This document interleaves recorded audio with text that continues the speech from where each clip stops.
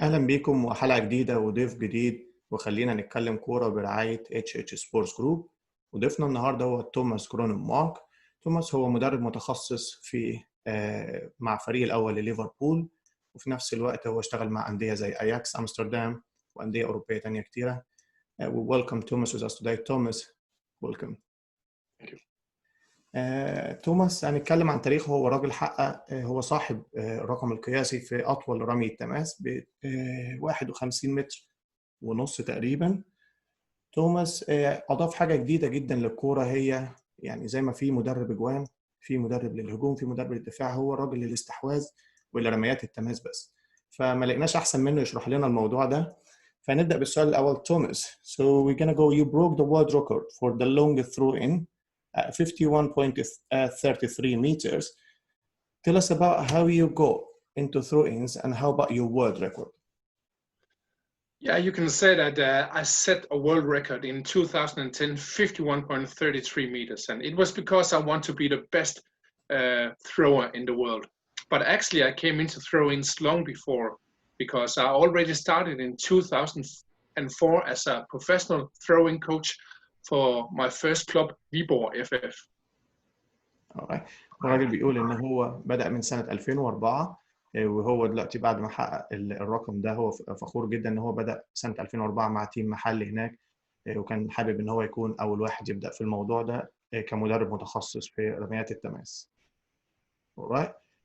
What is it like to work with such a unique manager like Jurgen Klopp and the Liverpool team? And بنسأله دلوقتي على ايه الخبرة اللي هو جابها او ايه الحاجة الغريبة او الجديدة اللي هو اشتغل مع واحد زي يورجن كلوب او فرقة ليفربول. وطبعا مش هنسيب، لازم نسأل عن صلاح. Thomas, please. Yes, it's fantastic to work with Liverpool FC. I came to Liverpool FC in 2018, and it was in July. So it's been two fantastic seasons, winning the Champions League, the World Club Championship, and also this year in the Premier League. It looks very good. So it's fantastic to work not only with Liverpool FC but also with Jurgen Klopp himself. What's so special about Jurgen Klopp or Liverpool team? Or you can say working in Liverpool FC, it's like a whole family. It's like being together with your family, your best friends, because people are so friendly.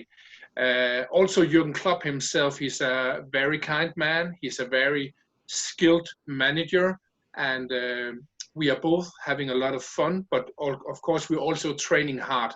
So it's the best club to work for, I think, Liverpool FC. So I really love it. سألناه دلوقتي عن خبرته مع ليفربول ومع يورجن كلوب بالذات.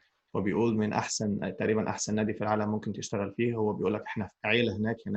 يورجن كلوب شخص لطيف جدا، وبيقول لك يعني وقت الجد جد ووقت الهزار هزار، بيحسسهم ان هم عيله مع بعض.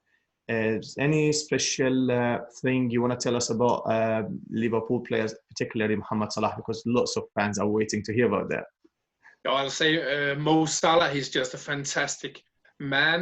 Of course, he's one of the world's best strikers, scoring a lot of goals, doing a lot of assists. But he's also a football player and a man who makes the other players and the staff better.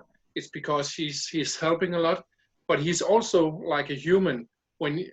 When you're meeting Mo Salah, he's always looking into your eyes and smiling. So it gives a lot of energy. So he's both a fantastic player, he helps other people, and then he gives a lot of energy to the group. So I have only positive things to say about Mo Salah. هو بيقول دلوقتي صلاح شخص لطيف جدا وكويس جدا ومتواضع جدا. بيقول لما بتتكلم مع صلاح هو بيبص في عينك، مش متكبر ابدا، ودايما في طاقه ايجابيه عنده، دايما بيحسسك ان اللي جاي احسن.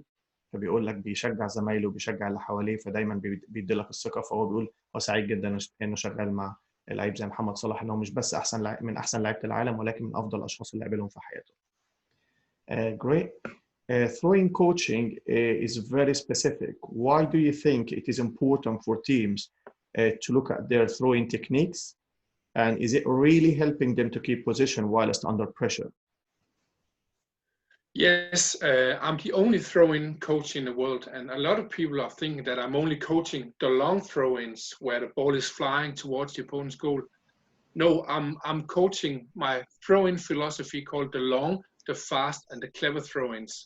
And it's really helping people not only to keep possession, but also to create chances and score goals after throw-ins. In the 17-18 season, before I came to Liverpool, Liverpool were only number 18 out of 20 at throw-ins under pressure. But in my first season, the 18-19 season, we went to number 1 in the Premier League. So it means a lot for your team and for the match. You can win a match if you're good at throw-ins. احنا سألناه دلوقتي عن أهمية رميات التماس وتأثيرها فعلا، وهل هي فعلا مهمة، والاستحواذ اللي بتديها له هل بتفرق في النتائج ولا لا.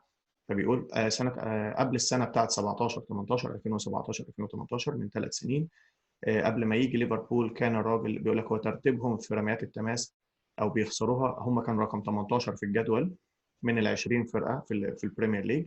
وبيقول لك وصلوا السنه اللي فاتت لما كسبوا الشامبيونز ليج كانوا هم رقم 1 في الاستحواذ. وكنت طبعا تقدر تشوف الفرق في النتائج وازاي ده اثر معاهم وازاي اداهم افضليه كبيره في الماتشات.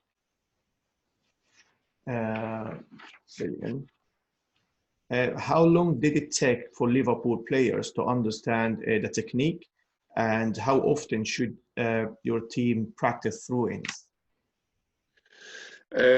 With professional teams, I'm normally visiting Liverpool and Ajax 6 to 7 weeks per season, and then I'm training 2 or 3 days of 30-40 minutes. But if you're an amateur team or a youth team, you can also go very far by just training 15 to 20 minutes per week. But again, I'm publishing a book about throw-ins in the future, and you can find it on thomasgrønnemark.com. And here I will learn my secrets to all coaches in the world, because I think the coaches are lacking knowledge. So you can do a lot in a short time. هو بيقول دلوقتي احنا سألناه دلوقتي الفترة اللي لعيبة ليفربول استوعبوا فيها الموضوع ده، وهل يعني المفروض قد ايه يشتغلوا على النقطة دي بالذات. فهو راجل بيقول ان هو بيشتغل تقريبا 3 ايام في الاسبوع، حوالي 45 دقيقة، لان هم فرقة محترفة. بيشتغل هنا وبيشتغل مع اياكس لسه برضه احيانا. ولكن هو بيقول ان بالنسبه للهواة المفروض ان هم مثلا ممكن 20 دقيقه 25 دقيقه بتبقى كفايه في الاسبوع ان هم يركزوا على النقطه دي او يحددوا لها وقت في التمرين. هو بيتكلم على الويب سايت بتاعه اللي هو thomasgrønnemark.com، ان انت ممكن تدخل وتشوف. بيقول للمدربين اللي حابين يتعلموا يعني الكلام كله موجود، وهو راجل متاح. ان هو تقريبا المدرب الوحيد في العالم، او هو رقم 1 في العالم اللي بيعمل التقنيه دي. Right. Who would you recommend to take throw-ins? We had this question actually, like, is that the fullback or the strongest thrower, or should it be thrown, like for example, if it's in your half, should it be thrown on the line, or if it's in the other half? That there's any difference? Do you want to tell us some of your secrets? Yes, I'm working with 3 different zones on the pitch: defending, middle, and attacking, and I'm having 40 to 50 throwing tools, so 12-15 tools in each of the 3 parts or the 3 zones. Then I'll say that in Liverpool, it's often 6, 7, 8 players who are throwing in the matches. Also, sometimes Mo Salah, because sometimes it's best it's the first player who gets it. So I'm coaching all the players on the team, not only in the throwing, but also with the movements. So the most important thing is, how can we create space when we have a throw-in where the players are marked under pressure? الراجل بيقول احنا سألناه على أهمية رميات التماس، وهو بيقول مين المفروض يرميها وايه الفرق لما تكون في نص ملعبك او في نص ملعب الخصم، زي طبعا ما اتفضلتوا وسألتونا في الأسئلة. هل الباك الظهير العكسي هو اللي بيرميها ولا ممكن اي حد؟ فبيقول في فرقة ليفربول مثلا في حوالي 7 لعيبة، ممكن اي حد منهم، احيانا صلاح نفسه بيرمي الاوت. بيقول المشكله مش في الاوت، هو عنده 12 تكنيك لكل حاجه، في الدفاع ديفنس وفي نص الملعب وانت بتهاجم. وبيقول ان دلوقتي المشكله كلها مش في ازاي ترمي الاوت بس، مع انه مهم جدا، ولكن ازاي تفضي مساحه وانت بترمي الاوت. ويعني بيقول ان في حاجات كتير، ويعني في حاجات اكتر من اللي احنا عارفينها عنده. تقريبا بيقول 12 طريقه لكل بوزيشن، فيعني الموضوع يطول شرحه. Sorry, we have another question. How can you get position back at throw-ins near the corners? We're talking about defending throw-ins now. Yeah, when you are having a throw-in in the defending zone, it's you're under a lot of pressure because you're close to your own goal and the opponents are often pressuring. You can do that by creating space. So it's really important. Can you create space so you can either shift the play to the other side of the pitch or create big holes on the pitch or big space in the pitch so you can play the ball there? Then it's that's some of the ways you can do that. But again, the throw-ins in the defending third, that's the hardest throw-ins because you're under a lot of pressure and it's also a small angle you can throw in. So yes. دلوقتي سألناه بالنسبة لما بيدافع الدفاع في رميات التماس عند نص ملعبه، فبيقول دي أخطر حاجة جدا لأن عندك ضغط كبير جدا.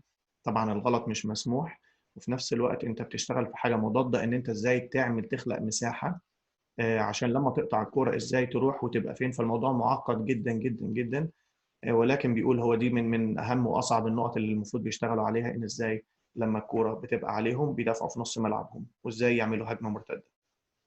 Another question, Thomas. Say, why would your opposition make a difference on how you play your throw-ins? So, for example, a team like Liverpool, when they played Man City, Man City always do really high pressure all the time. Would it makes any difference? For example, some of our friends said that in Atletico Madrid game, Liverpool lost the majority of their throw-ins.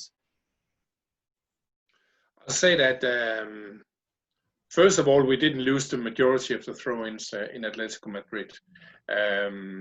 I think that sometimes people are, don't know so much about possession at throw-ins. Who are saying specific things, but again, I'll back to your question. I'll say that we don't really do much when we get a new opponent. Sometimes we can change small things, but most of the times we're just concentrating on the 3 zones and the 40-50 tools because that's often or most of the time enough to beat the opponents. And in most matches we are 20, 30, 40% better than the opponents at throw-ins under pressure. So I think it's more important for the players to know all the tools and what they can do with the throw-ins. احنا سألناه دلوقتي على الفرق اللي قدامه، هل بتفرق في يعني لو بيلعب مثلا قدام زي سؤال كان جالنا بيقول لو فرقة زي مان سيتي بيضغطوا ضغط عالي جدا، او فرقة زي اتلتيكو مدريد كان في احصائيات بتقول ان هم خسروا معظم رميات التماس تحت الضغط. فبيقول اولا دي معلومة خاطئة، ان هم ما خسروش اي حاجة قدام اتلتيكو مدريد مش بالطريقة اللي الناس شايفاها دي. بعدين ثانيا بيقول ان هم ما بيغيروش قوي، هم عندهم اهم حاجة يلتزموا بالتعليمات بتاعتهم ايا كان الفريق اللي قدامهم. في تعديلات بسيطه جدا ان ازاي يرتدوا بعد كده من الدفاع للهجوم، ولكن بيقول طبعا التحضير بيبقى غالبا واحد، لازم التركيز على التقنيه بتاعتك والنتائج بتيجي بعد كده. Alright, is it easy to get this technique to a different quality league such as the Egyptian league, for example, especially that we've heard actually that you have joined the PFSA, Professional Football Scout Association, and you know that you're working in Egypt on the talent identification. And would you actually visit Cairo once at their wisdom, or what you want to tell us about it? Yeah, I'll say that it's easy to get these principles about the long, fast, and clever throwing to all leagues, and it's not only professional leagues, also amateur and youth leagues, because it doesn't really matter if you have a good technique with your feet or not. It's just important that you are, playing the throw-ins well, and there are normally between 40 and 60 throw-ins in a match, and most teams have possession in under 50% of the occasions when they have a throw-in under pressure. So it's really important, not only in Egypt, but also the whole world. So, yeah. احنا سألناه دلوقتي ان ازاي هل ممكن التقنية دي تشتغل في دوريات تانية زي الدوري المصري مثلا او الدوريات اللي اقل مستوى شوية. هو بيقول ان ممكن مش بس الدوري المصري، لا حتى الدوريات الهواة اللي هي يعني مراحل متأخرة جدا. يقول ان كل تيم تقريبا من 40 ل 60 اوت بيجي له في الماتش، ودول بيعملوا فرق كبير جدا. معظم الفرق بتاخد حوالي 50% بتكسب الثنائيات دي، 50% من سواء الاوت اللي ليها او اللي عليها. فبيقول كل ما النسبه دي بتزيد كل ما بتعمل لك فرق كبير في الماتش، ودي طبعا حاجه بتفرق جدا معانا. Alright. Is it important for players to learn in young age, or it won't make much difference? Yes, it's really important to learn about throw-ins in a long, young age. And the reason is that it's a little bit the same with passing with your feet. If you're not learning that in a young age, you wouldn't be a good football player later. So it's really important for young players to work with not only the technique, but also how to create space on the pitch, how to throw precise and things like that. So if the players can learn it from a young age, they'll be much better throwing the football players, but also better football players in general. احنا سألناه دلوقتي عن أهمية إن احنا نبدأ من الصغر في تعليم رميات التماس والكلام ده. فقال أو الاستحواذ، بيقول المشكلة مش في إزاي ترمي الكورة، إزاي المساحة اللي لما أنت بترمي الكورة، المساحة اللي حواليك اللي بتفضيها في الملعب، وإزاي بتنقل الهجمة قبل وبعد، إزاي بتدافع وإزاي بتهاجم. فالموضوع طبعا معقد أو أكتر من كده، صعب جدا شرحه في الحاجات دي. بيقول زي بالظبط ما تعلم لعيب الكورة إزاي يبدأ يباصي وإزاي يشتغل، لازم برضه كل ما السن كان أصغر كل ما الكلام ده بيفرق جدا معاه في المستقبل. What is the easiest way to create chances and score goals from a throw-in situation? Yeah, in general, you can say it's all about creating space. In football, it doesn't matter if it's professional football players, amateur or youth, the players are either standing still or only moving a little bit. The most important thing is to create space between the players, because if you have more space in a throw-in situation, it's easier to both keep possession, create chances, and score goals. So focus on space creating. سألناه عن أسهل الطرق إن إحنا إزاي نسجل أو نخلق فرص من رميات التماس. فبيقول هي المشكلة كلها مش في رميات التماس، المشكلة برضو كلها بترجع للمساحة. أنت إزاي تخلق مساحة، إزاي توقف اللعيبة أو تخليهم التحركات بتاعتهم بتدي لك المساحة اللي أنت عايزها عشان تساعدك إن أنت تهاجم أو تساعدك إن أنت تقفل لو في الناحية الدفاعية. What's your best throw-in moment? A team you trained or otherwise, like something special you want to tell us about? It's always fantastic when your team are scoring after a throw-in situation. And in this season, the 1920 season, in Liverpool, we scored 13 goals after throw-in situations from all over the pitch. It's not the long throw-ins, but it's all over the pitch. For example, we scored the winners this season against Tottenham and Wolverhampton after a throw-in. And of course, in both situations, I was really happy. So yeah, I love when my team is scoring after a throw-in. It pays off, doesn't it? Yeah. سألناه دلوقتي عن يعني أسعد لحظاته أو الحاجات يعني الفرق اللي دربها أو كده. فبيقول طبعا كل لحظة هو الفرقة بتاعته بتسجل من رمي التماس أو من بعد الموقف بعد رمي التماس هو بيحس بالفخر. بيقول مثلا السنة دي قدام توتنهام أو وولفرهامبتون هم كسبوا في اللحظات الأخيرة برميات تماس، أو الموقف اللي حصل بعد رمية التماس يعني بناء على شغله. فالكلام ده طبعا بيعمل له فخر.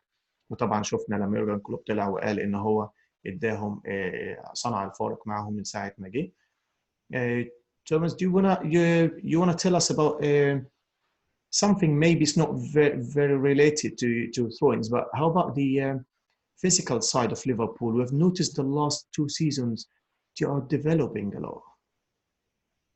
Yeah, I'll say that I think we're developing into a team who's having more control, because if you're looking at the 17-18 season, it was this heavy metal football, like going this back and forth all the time. We won 2 games, then we lost 1, then we had 1 draw, then we won. So it was really unstable. but last 2 seasons we've been much more in control in Liverpool FC. We are still playing fast and entertaining, but we have a little bit more control, and that's the reason I think why we could get so many points in the Premier League last season, but also this season. So I think that's the biggest development, and I also think that the throw-ins have helped here to get more control and possession. سألناه على دلوقتي التطور البدني اللي حصل زي ما كانت أسئلة جات لنا في فريق ليفربول، فهو بيقول إن هو الموضوع مش بدني أبداً، الموضوع إن هم غيروا طريقة اللعب، بقت باسنج تكنيك، بقوا بيشتغلوا بيباصوا كتير. يعني النتائج ما كانتش منتظمة في السنتين اللي قبل اللي فاتوا، كانوا بيكسبوا يتعادلوا يخسروا يكسبوا يتعادلوا. دلوقتي بيقول في استابيليتي أكتر عندهم في الفرقة، وطبعاً الثرو إنز الرميات التماس فرقت معاهم جدا. بيقول انها بتديهم استحواذ اكتر، يعني الفرقه بتبقى اهدى، دايما بياخدوا بوزيشن. فيعني الراجل بيقول الامور اتطورت جدا في السنتين اللي اخروا. Thomas, do you want to tell us something, because I mean, where do you see the throw-ins going in the future? How about you yourself personally? Any of your dreams? Or? Yeah, first of all, of course, I've been really happy with working with Liverpool FC 2 last seasons, winning Champions League, perhaps Premier League this year. I want to coach big clubs too in the future, but my biggest dream is to change the football world. So that's also why I'm writing my book about throw-ins and be published in the future, because I want to change football. So throw-ins, instead of being something that's not good, that throw-ins are entertaining and fantastic. So my dream is to help all coaches and players in the world. Brilliant. The very last question before we go is someone said that position usually based on the midfielders, based on, you know, that like we saw in Barcelona, the likes of Xavi, Iniesta, and how do you hold the ball and throw-ins. So tell us about it, more about the position. Yeah, you can say that when I'm working with the throw-ins, it's not only 3 zones and 40 to 50 tools on the pitch. It's also individual throw-in strengths. So I'm also looking at how can we use the players who are good at with a first touch, good with keeping control of the ball, who are good at creating space. I'm also using that. But we are also, not only in Liverpool, but also my other clubs, using the players' fantasy and creativity. So when we keep possession or score a goal after throwing in Liverpool, it's a combination of technique, creating space, tools, but also the players' fantasy. So yeah, you can really improve your throw-in possession and goals if you are working on all these 4 different things. سألناه دلوقتي أولاً عن مستقبله، فهو بيقول إن هو راجل بيعمل توماس بوك، هيبقى عنده كتاب بتاعه هو بيقدمه للناس كلها عشان تبص عليه، عشان هو نفسه يطور اللعبة دي، نفسه يطور الجزئية دي من اللعبة عموماً. والحاجة التانية قلنا له إن لعيبة نص الملعب دايماً بيبقى هم اللي متحكمين في الاستحواذ بتاع الفرقة. فبيقول طبعاً، فقلنا له إزاي رميات التماس أو اللي قبلها واللي بعدها بيفرق في الموضوع ده. فهو بيقول إزاي بترميها، إزاي بتخلق مساحة، وطبعاً بتسيب مساحة للعيبة برضو إن هم كرييشن، يعني إن هم إزاي يقدروا يخلقوا مواقف من نفسهم. يعني أنت بتديهم مساحة يشتغلوا فيها وبتسيبهم يختاروا الحاجة المناسبة للماتش. في النهاية احنا بنشكركم كلكم طبعا، الناس اللي شاركوا معانا النهارده واللي كتبوا لنا الأسئلة، خصوصا معلش الأسئلة كانت كتير جدا ما قدرناش نغطيها كلها عشان طبعا الوقت ضيق. نشكر توماس جروننمارك. Thomas, thank you very much for being with us today. And then do you want to say something before? Do you want to say goodbye to people? Yeah, I'll just say I'm happy to be here today. Thank you for inviting me. And I'll be really happy to visit both Cairo, but also Egypt in general. I've never been there. I've seen it a lot on TV, and it looks like a fantastic country. So I hope to visit Egypt in the future. Thank you very much. توماس بيقول ان هو فرحان جدا ان هو كان معاكم النهارده، وان هو بيتمنى في المستقبل انه يزور مصر وخصوصا القاهره. هو شاف كتير عنها، وخصوصا طبعا من نجمنا اللي مشرفنا هنا في ليفربول. Thomas, thank you very much, and we hope to see you soon. Thank you very much. Thank you. Bye-bye. Thank you.